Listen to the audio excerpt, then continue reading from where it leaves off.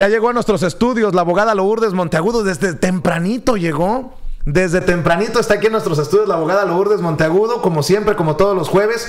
Para entrarle a este tema migrante, hay muchas personas que tienen sus dudas, sobre todo con esta caravana. Primero, bienvenida. Gracias Vicente, buenos días. Oiga, abogada, a ver, usted que le sabe a estas cosas de migración, ¿qué tan complicado va a ser para estas personas solicitar asilo, buscar refugio?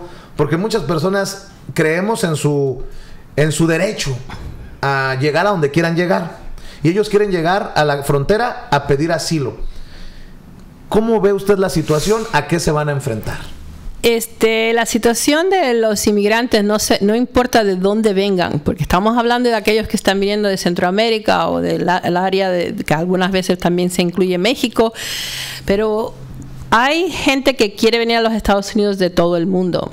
Y hay gente en los países de origen que le dice a la gente que si vienen a la frontera americana que pidan asilo político, porque aquí en los Estados Unidos hay una ley que dice que si una persona pide asilo político porque ha tenido algún tipo de problema en su país que atenta contra su vida, entonces se le tiene que dar albergue, no se le tiene que dar entrada legal, no se le tiene que dar residencia, sino albergue. Es como decir, una persona llega a la casa de uno, me están siguiendo, déjenme entrar a que no me maten, ¿no?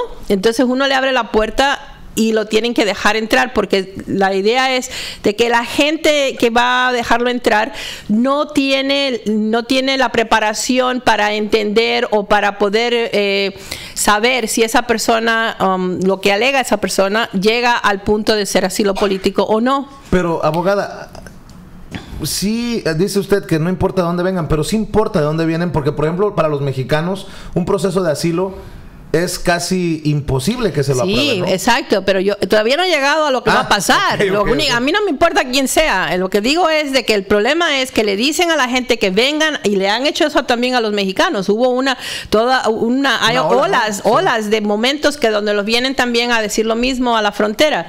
Entonces, como la ley americana es de que si uno dice me van a matar, tengo un problema ya, que me va a pasar algo, se supone que la gente lo deje pasar a los Estados Unidos para que haya una revisión de lo que se supone que es la alegación de la persona, que se supone que se haga a través de los ya oficiales de inmigración que están preparados para esa conversación, o un juez de inmigración que es el que eventualmente puede decidir si es que inmigración no piensa que es un caso que ellos quieren aprobar, entonces se le tiene que pasar a un juez. Pero eso es así para todas las personas que vienen a los Estados Unidos, y algunos que comienzan el proceso estando en el país de origen diciendo yo me quiero ir de aquí porque me van a matar y necesito que me den asilo político en los Estados Unidos. El problema es que un asilo político no se le da a las personas que nada más dicen después, cuando ya uno le pregunta por qué vienen. Como me pasó el otro día que una persona viene a la oficina y me dice, yo vine, y ya lo habían dejado pasar, es decir, que ya está hablando conmigo en la oficina, ¿no? Es decir, porque yo en mi país no tengo nada, no tengo tierras, no tengo casa, no tengo trabajo, tengo hijos. Ese día vino con una niña como de 8 años que había estado con él, y para más, mi mujer se fue con otro. Y no tengo cómo cuidar a los niños, no tengo cómo vivir en mi país. Y aunque eso suena súper increíblemente problemático para él, y como uno siente, ¿no?, de que uno quisiera poderle decir, pues mira, ahora cuando hagas tu asilo político, pon todas esas cosas y tú verás que te van a ayudar. Le tuve que decir, si usted le escribe eso a los oficiales de inmigración en los formularios que uno tiene que llenar ya usted estando aquí, se lo van a negar. ¿Por qué? Porque el asilo político se supone que es que cuando una persona puede decir que por alguna razón, vamos a poner como estabas tú explicando cuando llegué, de que te han hecho una amenaza de muerte. Una persona que por alguna razón está amenazado de muerte, por alguna razón, la razón que sea, por alguien que entonces, y esa persona no siente o ya tiene evidencia de que las autoridades del país no lo pueden ayudar, que no pueden prevenir que le vaya a pasar algo a esa persona. Y entonces le piden a otro país que lo tome como asilado político, como refugiado. Primero tienen que declararlo un refugiado para entonces darle el estatus de asilo político. El problema es de que usualmente eso se considera así si es que una persona por algo que, vamos a poner, estaba en contra del gobierno, era un periodista que estaba hablando del gobierno y la gente del gobierno son los que están verdaderamente atrás de quererle tapar la boca. Algo que tiene que ver con el gobierno, tienen que alegar algo que tenga que ver con el gobierno. El gobierno no nos protege, el gobierno no nos, si regresamos nos va a matar. Es decir, que no solamente que tuvieron problemas antes de venir, sino que si regresamos nos va a pasar algo donde nos va a causar la muerte. Entonces, eso es lo que es un asilado político. Y definitivamente la mayor parte de la gente que viene diciendo que quieren asilo político, cuando ya se le examina el caso, cuando ellos alegan lo que quieren alegar, no llegan a poder decir ni de que alguien los quería matar, ni que ni que les pasó nada allá, ya como un caso verdaderamente concreto de que le hayan hecho algo allá, o que van a tener ese tipo de muerte segura si es que regresan. Porque verdaderamente casi todos lo que hablan es de la situación económica, de que están mal, de que no tienen nada, de que no tienen cómo darle a comer a sus hijos. Pero ¿y los mexicanos que, por ejemplo, viven pues básicamente la presión del crimen organizado en sus pueblos, que les piden extorsión, que los amenazan, todo eso? El gobierno americano ha tenido dos facetas de ese tipo. Uno, y eso lo hicieron los jueces, no la ley americana. La ley americana dicta que eso que ellos describen no es una razón para asilo político. ¿Y por qué? Porque se supone que es como ellos le dicen, bueno, pero espérense, si aquí también pasa lo mismo, váyanse al oeste de la ciudad y ahí lo pueden matar. Porque el crimen está por todos lados, el narcotráfico está por todos lados, y sabemos que uno puede ser víctima de eso porque está viviendo en esos lugares donde están, pero eso no es una razón para tener asilo político. Díganos, ¿qué tiene que ver eso con el gobierno de su país? ¿El gobierno de su país son los que ayudan a los narcotráficos? ¿Son los que ustedes saben que la policía es parte del narcotráfico? ¿Cómo lo saben? ¿Quién puede decidir eso? Entonces, ahí es donde viene que se complica la vida, ¿no? Porque cuando las personas hablan y nos cuentan lo que está pasando, uno siempre tiene que entender de que, claro, ahí tiene que haber involucración de la policía, de no ayudar a la gente, de que son partes de lo que está pasando, pero no lo dicen. No solamente que no lo dicen, sino que no saben ni siquiera que eso es importante en la conversación, porque no tienen la preparación para verdaderamente pedir asilo político. Entonces, ¿a quién le han dado asilo político? Los Estados Unidos le da asilo político a mucha gente, y a veces ni siquiera lo tiene que pedir, se lo dan, como se lo dieron a los cubanos y se lo estuvieron dando hasta hace poco. ¿Por qué? Porque se suponía que como ellos eran en contra de Cuba y en contra de Fidel, no importaba que la persona alegara nada o no del gobierno, pero si era cubano te daban asilo político. Ahora los que están agraciados son los de Venezuela. Los venezolanos también están ahora de que si ellos vienen, dicen yo no estoy en contra de Maduro o en contra del gobierno de Venezuela y por eso me van a hacer algo. Entonces esto del asilo político también tiene algo de político. Exacto. O sea, de político, y no necesariamente por persecución política, sino por decisión política de Estados Unidos. Exacto, exacto. Y entonces hay mucha gente que viene y que toma vamos a decir, los pocos asilos, números de gente que pueden venir como asilados.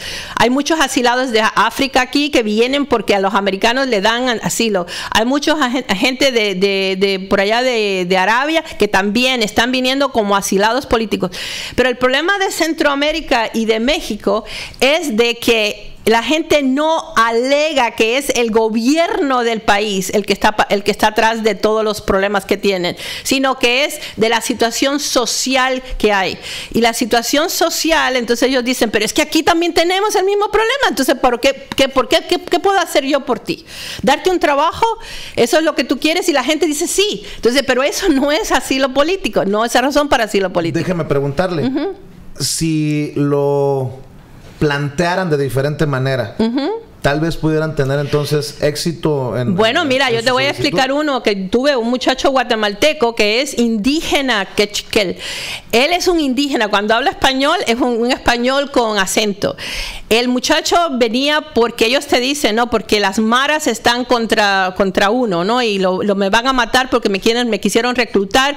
Tenía que matar a mi tío para poder ser reclutado a las maras. Yo no quise hacerlo, entonces me dijeron que me matarían a mí. Hubo una amenaza así bien abierta.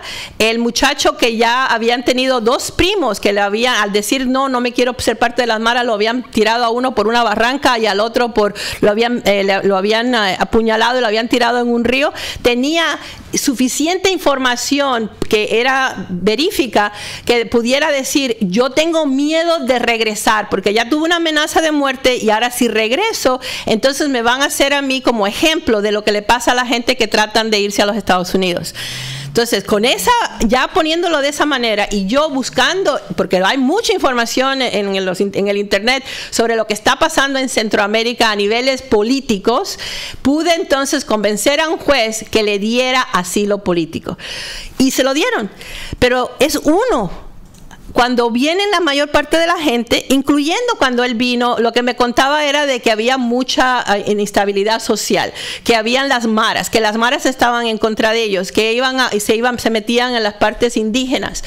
Lo que no sabe él, lo que no sabía él, era que hay muchos escritos que dicen que lo que está pasando, vamos a suponer, en Guatemala, tiene que ver con el hecho de que cuando hubo el tratado de paz hace unos cuantos años, después de una guerra que mataron como 250,000 indígenas, así de que la policía venía y pácata los mataba, por el tratado de paz le dieron tierras a esos indígenas, como aquí hacen con las reservaciones indígenas acá en los Estados Unidos.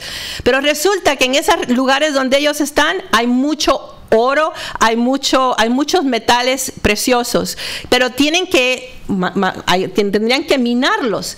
Pero a los indígenas no les interesa esa parte, no se quieren hacer ricos buscando oro. Los que quieren eso son compañías americanas, canadienses y de otros países que quieren meterse en esas tierras. Y los indígenas le dicen, no te vas a meter aquí porque nosotros no queremos ese tipo de cosas. Entonces resulta que de buenas a primera aparecen las maras.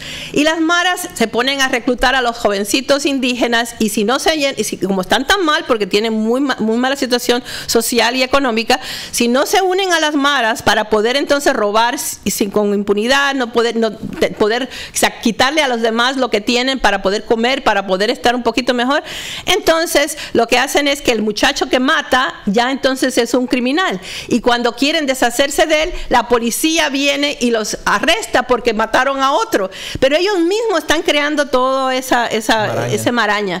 Y eso entonces, ¿qué es lo que va a suceder con el tiempo? Pues los indígenas van a desaparecer, porque o los arrestan y los matan en la cárcel, o los matan en la calle por no ser parte de las maras. ¿Usted cree entonces, ¿quién se beneficia? ¿Quién se beneficia? ¿Quién es el que está atrás de este movimiento de decirle a la gente, ven a los Estados Unidos a pedir asilo político? Tiene que haber algún interés muy grande en alguno de esos países o en toda la región, que lo que quiere es hacer parecer como que la gente quiere hacer asilo político, cuando la gente no viene por asilo político. Lo que quiere es trabajar, lo que quiere es poder no estar en la situación social que están en los países. Lo que le quiero preguntar, y antes de preguntarle, le quiero recordar a la gente en México y en Estados Unidos que la abogada Lourdes Monteagudo y Anayacín Vázquez, presidenta de Asociados de México, han hecho el compromiso de hacer la evaluación de sus casos completamente gratis. O sea, usted no tendría que pagar un solo centavo por contarle la historia y que la abogada le pueda decir, creo que sí se puede solucionar, esta es la avenida, esto es el costo, o de plano decirles, no se puede. Y les digo que en México, porque hay muchas personas que han sido o deportadas o que se han ido por voluntad propia o forzados, como ustedes quieran, pero que debido a su situación pueden arreglar. Incluso personas que ya tienen años en México con hijos ciudadanos o que están casados con ciudadanos y que pueden arreglar. Por eso les voy a dar el número de teléfono en la oficina de la abogada. Marquen desde Estados Unidos al 773-847-6465. Desde cualquier parte de Estados Unidos, 773 847-6465. Y desde México es el mismo número, nada más póngale 001 al principio. 001-773-847-6465. 001-773-847-6465. Y para la gente de Chicago y suburbios, aunque no tienen que estar en el área de Chicago para que reciban una cita con la abogada, puede ser la cita vía telefónica si viven, por ejemplo, en Florida, o puede ser vía telefónica o Skype si viven en México. Pero si ustedes están en el área de Chicago y suburbios, vayan al 1837 al oeste de la Cermak Road, en el barrio de Pilsen, por la Cermak, entre la Ashland y la Damon. Ahí está la información para que se acerquen con ellas. Yo le quiero preguntar, abogada, debido a la convulsión, a lo convulsionado de la política hondureña, de la forma en que ganó y que supuestamente fue impuesto el presidente, personas que forman parte del partido opositor podrían utilizar esta situación. Si ellos pueden alegar con algo que verifique que de verdad por su posición social, su posición política, se sienten amenazados o ya ha habido amenazas o le han hecho algo que entonces hace que ellos tengan no solamente miedo de quedarse, pero también miedo de regresar, porque para asilo político tiene que haber las dos: miedo de lo que le pasó y miedo de regresar, porque no se pueden esconder, no hay manera de que vayan a otro lugar a vivir en otra parte del país, porque los van a encontrar y los van a matar. Porque fíjate, tiene que ser a muerte, no es cuestión de que no puedo comer, no tengo tierras, no, me van a matar. Entonces, la mayor parte de la gente que viene en todas estas caravanas, tanto de México como de Centroamérica, no vienen con esa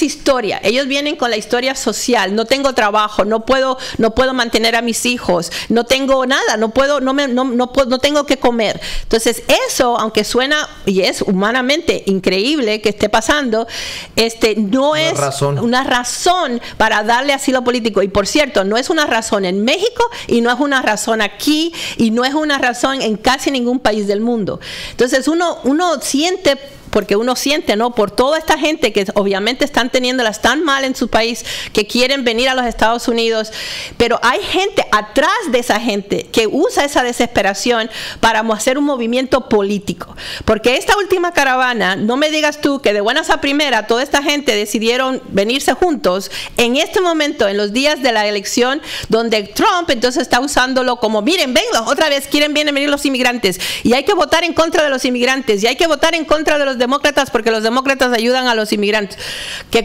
por cierto, los demócratas verdaderamente nunca han tampoco ayudado a los inmigrantes, porque entonces, además, los que menos saben de demócratas o republicanos son los migrantes, exactamente, ¿no? Los pobres que vienen no son los culpables de lo que está sucediendo, pero sí hay movimientos políticos que incluyen los jefes de todos esos países para ayudar a Trump, si es que ellos están a favor de Trump.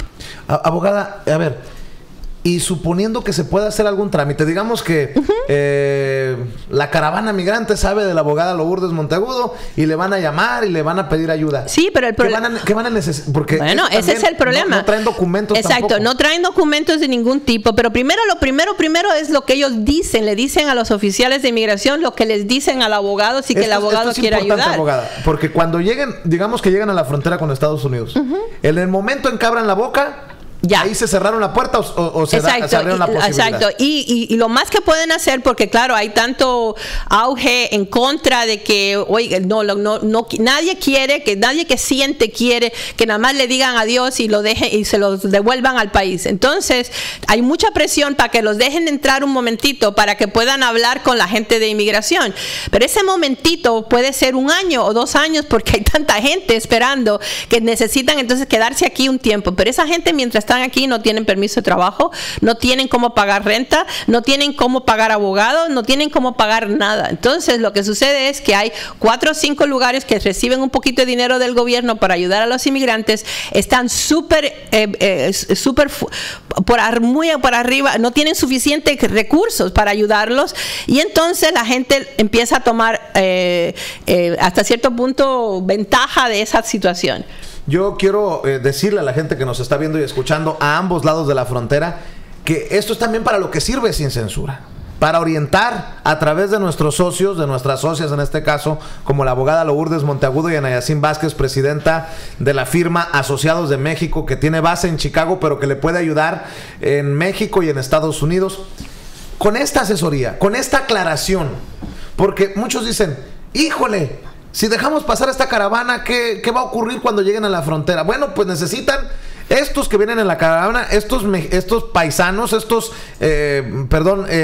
hermanos centroamericanos, necesitan conocer sus derechos o por lo menos conocer la situación para que no vayan a decir algo que no tengan que decir. Pero verdaderamente se expresen de la mejor manera. Exacto, Vicente, pero eso ha sido verdad y es verdad hasta con los mismos mexicanos. Hubo una ola de mexicanos que vinieron porque le estaban diciendo, los coyotes le decían que si venían con el niño y pedían asilo político los iban a dejar entrar. Y hasta cierto punto es verdad, lo dejan entrar, pero no le dejan que se quede, no le van a dar nada para ayudarlos. Entonces pero ellos, algunas personas vienen a la oficina y me dicen, pero yo prefiero estar aquí pidiendo limosna a que estar allá en mi país en la manera que estoy viviendo, que no tengo dónde meter a los niños, no tengo nada. Por lo menos aquí lo fuerzan a que lo pongan en la escuela a los niños. Bueno, esos son decisiones personales que la gente hace y que toma, pero no quiere decir que cuando ya vayan a ver al juez, aunque sea un año o dos después, no los manden, porque no tienen razón, no llenan ese requisito del asilo político. Entonces, claro, sí, nosotros siempre decimos, pero compra tiempo porque si la persona joven se puede casar con un americano, si la persona tiene ya familiares aquí, puede hacer que los familiares lo ayuden y entonces traten de hacer algo a través de los familiares, pero la mayor parte de esas personas no van a llegar a tener el futuro que ellos quisieran y van a pasar mucho trabajo y no hay suficientes recursos en las comunidades pobres para apoyarlos tanto como uno quisiera. Vamos a dejar claro esto porque también le puede servir a muchos que ni siquiera vienen en la caravana migrante. Exacto. Todo esto que está hablando la abogada Lourdes Monteagudo puede aplicarle a muchas cualquiera, personas, exacto, incluso ya en Estados Unidos.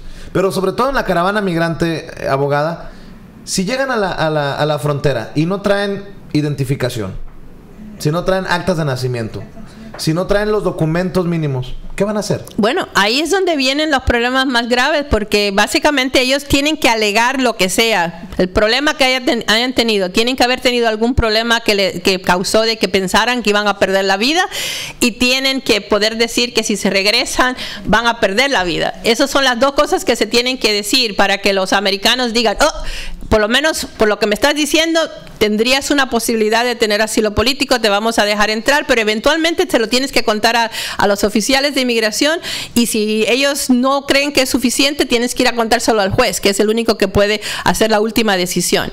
Mientras tanto, vas a estar aquí, no te podemos dar mucha ayuda de nada porque no calificas para nada. Claro, siempre hay ciertos grupos que reciben dinero que son verdaderamente obras benéficas, pero no hay suficiente nada de eso. Y yo veo mucha gente, porque vienen a la oficina, que están con una mano adelante y otra atrás, como decimos nosotros en Cuba, ¿no? Y pobrecitos, quieren un permiso de trabajo. Pues no le van a dar permiso de trabajo, porque hasta que no les digan que sí lo consideran refugiado o que ellos ya llenaron la solicitud y están esperando para ir a ver al juez, no le dan ningún tipo de permiso de trabajo. Es decir, que están causando otro dilema cuando ya llegan al país, ya sea México y se queden en México, aunque cada país tiene sus leyes. Y me imagino que la de México, aunque yo no soy abogada mexicana, tiene algo muy parecido a lo de Estados Unidos. Por eso es tan importante que en estos momentos en los que las autoridades de inmigración de Estados Unidos están cerrando el puño, si me permiten esa expresión, teniendo una actitud más poco amigable, un poco menos amigable con el migrante, que hagamos lo que podamos con lo que tenemos y que presten atención a estas cosas. Antes de que nos dé consejos, abogada, le voy a dar el número de teléfono nuevamente a la gente en cualquier parte de Estados Unidos, en cualquier parte de México. Compartan este número de teléfono, inunden de llamadas la oficina de la abogada. Le voy a decir por qué.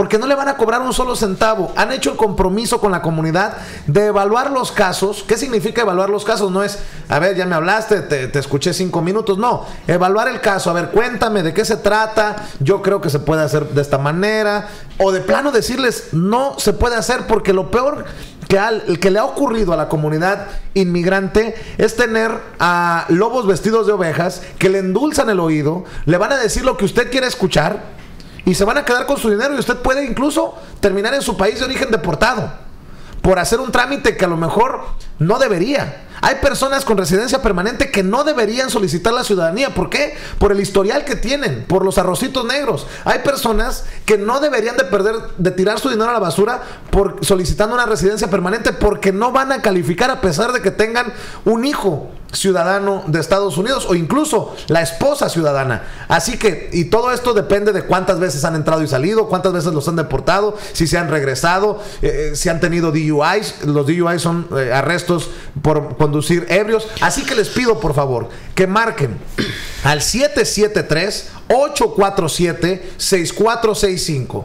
773-847-6465 desde cualquier parte de Estados Unidos, y desde México 001-773-847-6465. Repito, 001-773-847-6465. Abogada, ahora sí escuchamos sus consejos. Bueno, no, y entonces, aunque es muy triste y es usado y está siendo usado por el gobierno americano, sobre todo ya aquí en el problema este bipartidista que hay, de que si los republicanos, que si los demócratas, la conversación de los inmigrantes para los americanos es muy problemático, porque ellos dicen, no le podemos dar ayuda a todo el mundo que venga a pedirnos ayuda.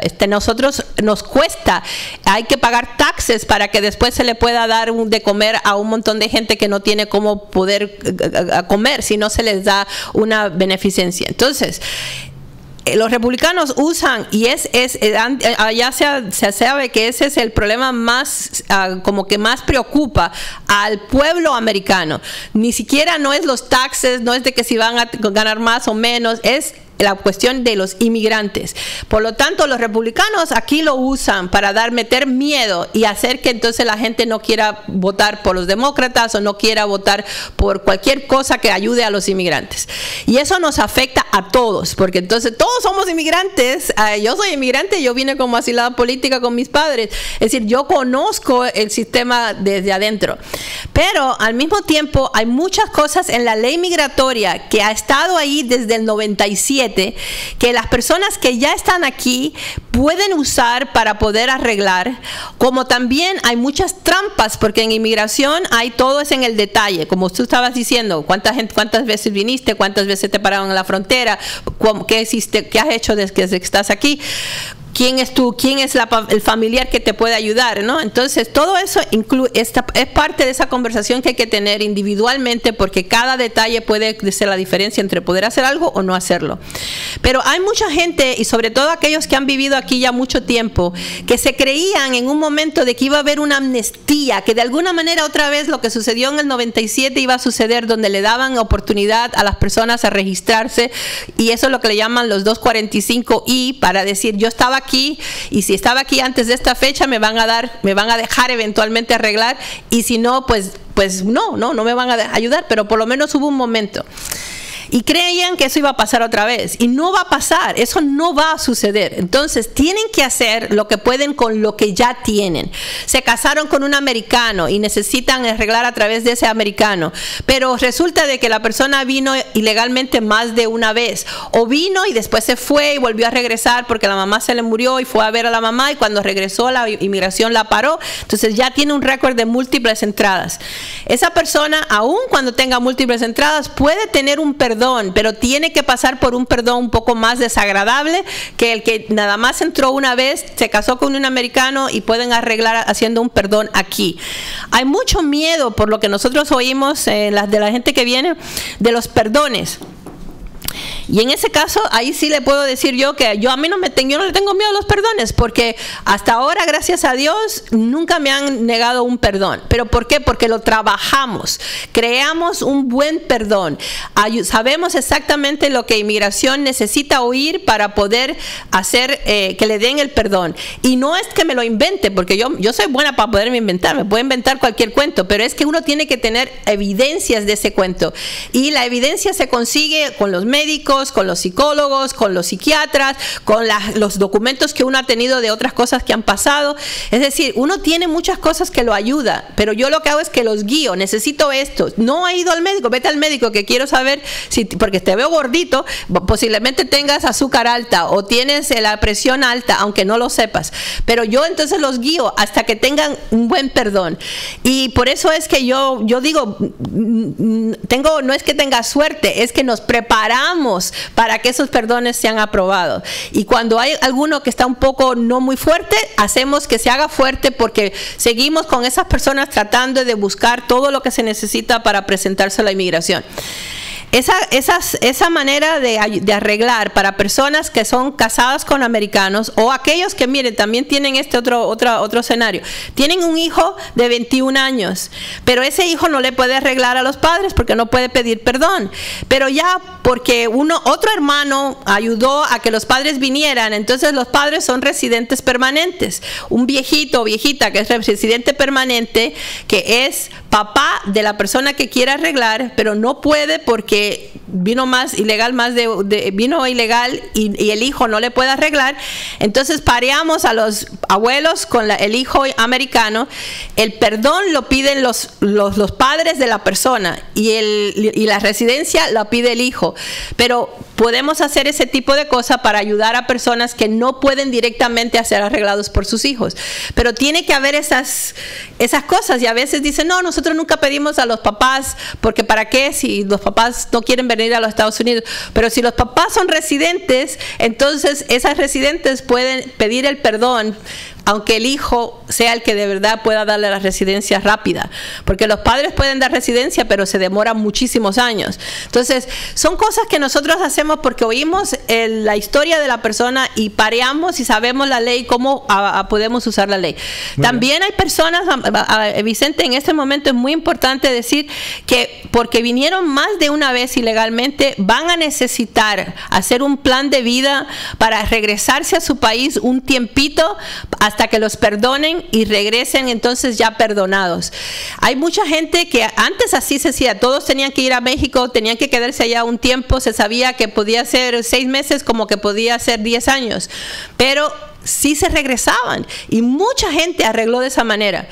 Entonces hay gente que no quiere regresar a México ni por un día, pero resulta de que para poder arreglar bien y quedarse ya tranquilos aquí necesitan tener ese paso. Y hay muchos que dicen, bueno, después de todo sí me puedo ir, lo que quiero es no tener que quedarme allá 10 años. Bueno, claro. Ahí es donde viene el perdón, y es un perdón muy parecido al otro perdón que se hace aquí, pero ya estando la persona en México, y hasta cierto punto son más fáciles de escribir porque ya hay unos sufrimientos más allá de lo común, porque ya uno está fuera del país y necesita regresar. Bueno, pues por eso, porque suena complicado, es complicado, no es cualquier cosa. Por eso tenemos a una experta en asuntos de inmigración con muchos años en el campo, como la abogada Lourdes Monteagudo, y Ana Yacín Vázquez, presidenta de Asociados de México, quien sigue ocupada, seguramente nos está viendo y escuchando, le mandamos un saludo. Yo les voy a pedir que hagan su cita.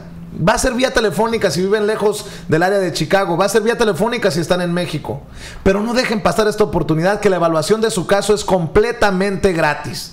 Marquen al 773-847-6465, 773-847-6465. Desde México marquen 001-773-847-6465, 001-773-847-6465. Y para la gente que vive en el área de Chicago, dése la vueltecita, lo atienden hasta los sábados en el 1837 al oeste de la Cermak Road, en el barrio de Pilsen en Chicago, por la Cermak entre la Ashland y la Damon.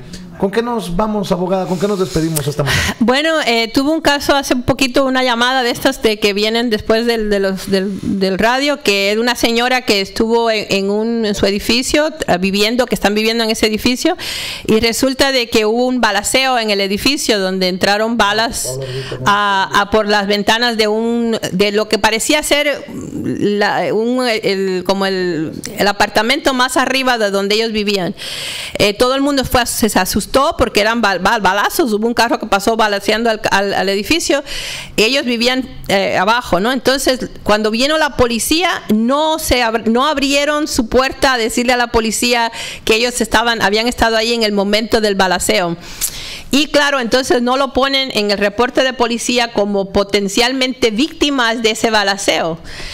Y eso es un error garrafal. Si pasa algo que donde uno ha estado en una situación de estas violentas, aunque no haya sido herido, aunque no haya sido ellos los que se suponía que venían a buscar o que iban a matar, pónganse, afuercen de que los pongan ahí como víctimas de estar en un lugar donde hubo violencia, porque si no están ahí, después no pueden ayudarse con la visa U. Pero hay personas que han podido entrar a la visa U porque ellos no fueron agredidos directamente, pero indirectamente estuvieron en un lugar donde hubo una agresión fuerte, como vamos en un banco. Vinieron a robar al banco, yo estaba ahí, me tiraron en el piso y la gente estaba apuntando los rifles o las pistolas. Yo ahí soy una víctima. Entonces no le tomen miedo al presentarse a la policía a decir yo estoy aquí y pónganme ahí como víctima, porque tengo miedo, porque voy a necesitar ayuda psicológica, porque estoy aterrado, lo que sea. Ustedes ahí se la buscan cómo ponerse ahí de víctimas, pero eso los ayuda para la visa U. Muy bien, por la visa U, por estar casados con un ciudadano, con lo que ustedes quieran, hablen, hagan su cita, confíen en la abogada Lourdes Monteagudo, como hemos confiado incluso casos de nuestra familia. Ella se ha hecho cargo de esos casos. Marque al 773-847-6465, 773-847-6465 en Estados Unidos, y desde México al 001-773-847-6465, 001-773-847-6465. ¿Ya llamaste a la policía por la cuestión de la...? Tengo que llamar porque me llegaron otras dos. Ah, ok. Ah, no me digas. Sí. Vaya. Se están multiplicando. Sí, se están multiplicando. Le aseguro que voy a la policía, al FBI. Gracias, abogada. De nada, de nada. Yo les voy a pedir, escúchenlo.